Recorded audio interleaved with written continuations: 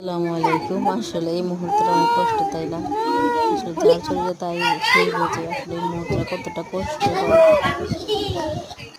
একটা ছেলে মানুষ যতই বলেন না কেন, আমি ছেলে হয়েছি, আমার কিছু করতে হবে, আমার কিছু হতে হবে জীবনে, কারণ আমি ছেলে।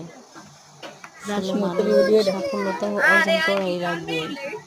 ছেলে মানে বাবার পথ ধরতেই হবে। ছেলে মানে যতই কষ্ট হোক, তোমার কাজ করতেই হবে, তোমার কাজ শিখতেই হবে। তার তোমার কোনো দামই নেই দুনিয়াতে। দেখো, কতই না কষ্টের মুহূর্তটা আসলে জীবনে যার চলে যায় সেই জানে। যখন আস্তে আস্তে গাড়িটা চলে যায়, ধুপ ধুপ ধুপ ধুপ ধুপ ধুপ কলেজাটার ভিতর কেমন ফেটে যায়, তাই না? আসলে যার কষ্ট সেই বোঝে। তাও আবার মা ছাড়া মেয়েটা খুবই কষ্ট করে একটা মুহূর্ত। যখন গাড়িটা চলে যায় তখন কি বলবো, মনে যায় বুকটা ফেটে কলেজাটা খান খান হয়ে যায়। এই মুহূর্তটা আসলে সবাই অনেক অনেক বেশি মিস করে। আই লাভ ইউ বোন, ভালো থেকো।